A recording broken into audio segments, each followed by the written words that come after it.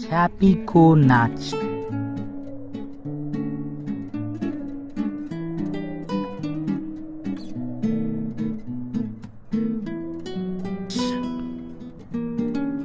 हावामा छ्यापीका पातहरू एकै दिशातिर ढल्किँदै झुलिरहेका छन्।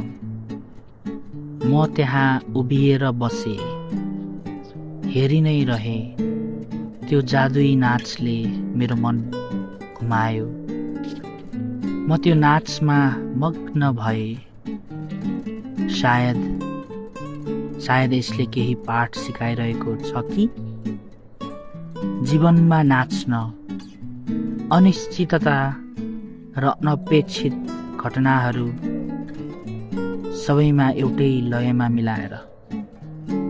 सङ्गिनीको अङ्गालोमा रुनु, साथीसँग बिना पर्वाह हाँस्नु, आगोको छेउमा बस्नु र गीत गाउनु, सुन्तला र मकैसँगै सूर्यको प्रकाशमा आफूलाई सेक्नु, गाडीको झ्यालबाट टाउको बाहिर निकालेर हावासँग ठोक्किनु, बिहानै उठेर जोस अनि जाँगरका साथ दौडनु, तोरीबारी नजिक साँझपख साइकल चलाउनु, सबै रहर अनि सम्झनाहरू आँखामा जुनकिरी बनेर जीवनको नाच नाचिरहेका छन्। यी कल्पनाहरू कल्पिँदै गर्दा मन हलुका भयो, भित्रै फुरुङ्ग भयो।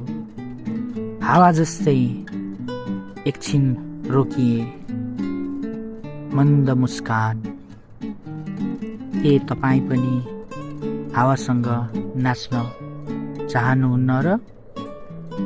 धन्यवाद।